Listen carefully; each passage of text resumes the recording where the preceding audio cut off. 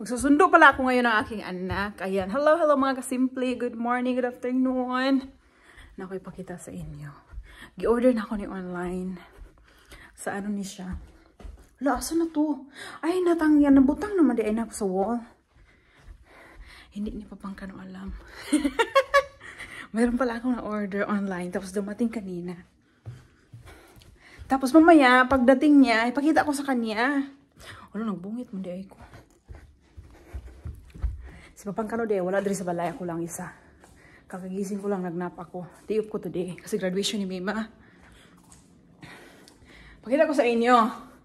Ayan. The only thing better than having you as my husband. The name is Gian, Michael, Rene, and Mima. So, ang cute nila. Is our children having us their daddy. Ayan. Super cute. Actually, picture lang yung na-order ko. And, itong frame ko pala, galing yan sa state sale. Galing yan sa, tininda yan ng kasi kapitbahay namin dito ng malaking bahay din. So, tininda niya yan. So, binili ko $50. O, diba? So, nilagay ko lang yung picture namin doon. Regalo ko kay Papangkano. So, mamaya, ipapakita kay Papangkano. Papangkano, ito yung regalo ko sa'yo. For Father's Day. Oo. Tapos, meron din akong regalo sa kanya na hindi pa dumating. Pero, iyon, alam na niya kasi ako nagbabayad. Yan. So, yun na nga. Dati, hindi ako makapagbigay sa kanya ng regalo. And ngayon, finally, makapagbigay na ko. Dahil, matipid na ako. Charot. Gastador pa rin, eh.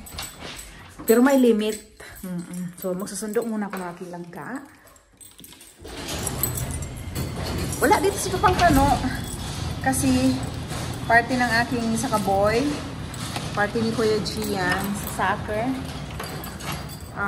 Baseball team party. So, yun. Si Kuya Gia nandoon. Swimming sila sa bahay ng kanyang mga ka-team. So, ako naman, magsusundo na aking langga. So, dito sa Amerika, bisa graduation na naagyapon sila pasok. So, last today ni Mima. So, meron silang summer. Enroll din namin sila sa summer kasi ayaw namin silang maano sa what do you call that? TV or bisag unsa, tablet. Ano kung mga kasimple kaya ang mga anak pag na ay summer, kailangan na mo silang i-ano. Di na ako gusto nga mga bata mag-ano sa tablet. Pero minaa sa tablet. Kailangan na sila o ano, kailangan nilang mag-ano sa summer. Unya, karon sunduon na nako. Actually, naadi ay ko'y ibalita sa inyo ba. Gift na ko kay Papangkano. First time na ako nag-gift sa asawa ko ng kasi yung kanyang computer mga kasimple. Matagal na, sobrang tagal na noon. Hindi pa ako dito sa Amerika. Yung computer ng asawa ko, wala pa ako dito sa Amerika. Kaya, nakita ko ang asawa ko, nahirapan na siya sa computer na kasi, sobrang, parang, ano na ba, mag-loading. Oo, mag-loading basta. Pag nag-turn on siya, matagal. Tapos, kailangan niya kasing, kailangan mabilis ma-turn on kasi, mag-work siya, ganun, mga important matter. Oo. Importante kayo sa work niya. Kaya sabi ko, nakita ko siya, naghugas ako ng plato, naglinis ang kusina. And then, nako'y budget. Kaya sabi ko, why not ako, hindi ako magbayad ng ano niya, laptop na, computer niya. Mura lang manoon mga kasimple. Yung set, mura lang. In-upgrade lang niya. 368 lang man. So sabi ko, what's that? Sabi ko siya, ha? Unsa man na imong gibuhat diya? So nag-looking for sa computer. Mo to akong ingon sa iya, ha. Magkano ang total niyan pati mga tax na mayroon. So ang total noon is 368. So sabi ko sa kanya, ako na magbayad pa. Regalo ko na yan sa yung Father's Day. So sabi niya, talaga.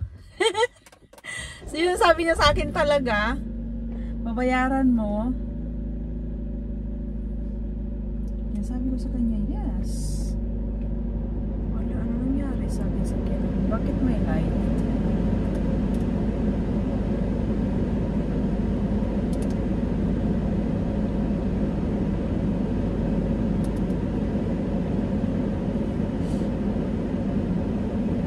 Ayan, sabi niya pang ano, totoo ba na bayaran mo ma?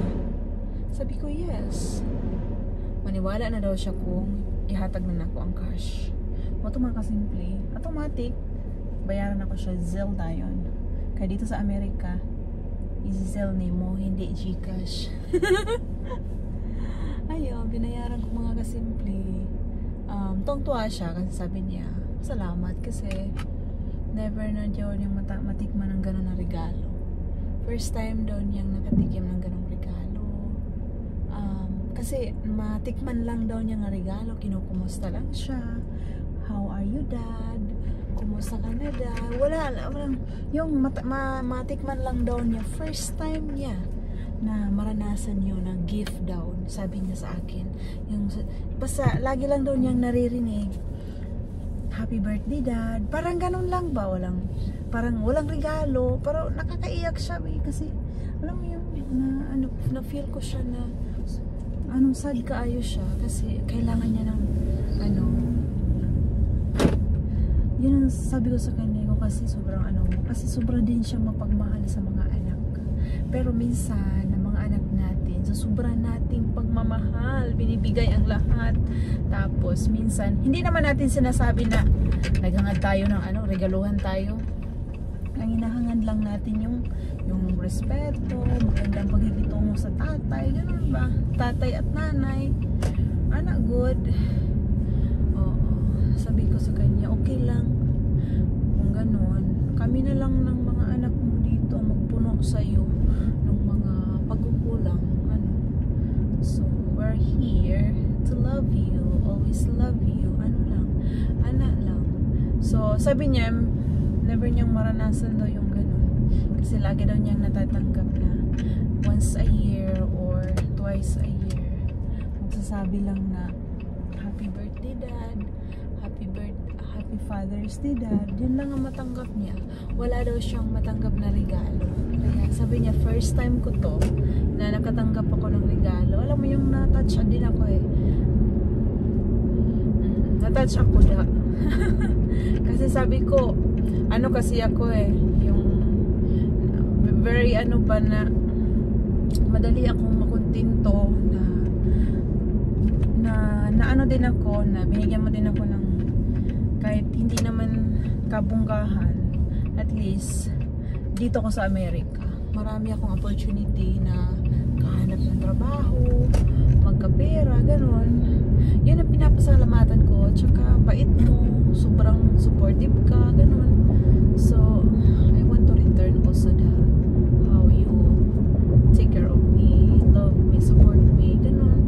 Take care of our kids. And sino bang tatay, stepdad na magsundo hatod sa imong mga anak matog sports?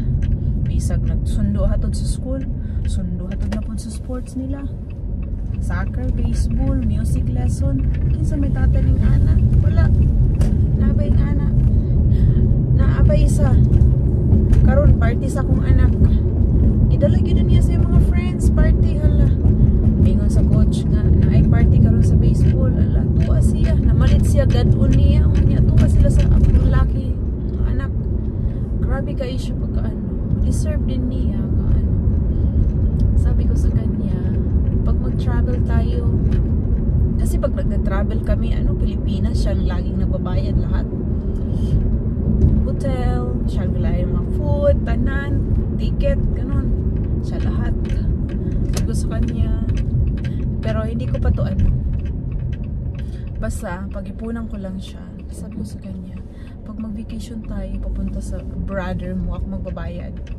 Hindi. Kaya, yun mga kasimple. So, yun na, yung kwento ko kasi nakaka-touch kasi sabi niya, first time doon niya nagka-regalo. Oo, super na-touch ako sa kanya kasi Yung sabi niya, ano, thank you kasi ano lang yung babayaran ko dito, yung taon. Yung technical daw, ang babayaran na lang yun.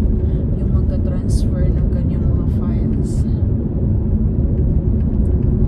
Kasi hindi madali yun eh. Kailangan mo mag-ano, nasawa ko magbayad siya ng tao. Yung mga important ano niya doon. Ayun na nga mga kasimple, mga kasundo na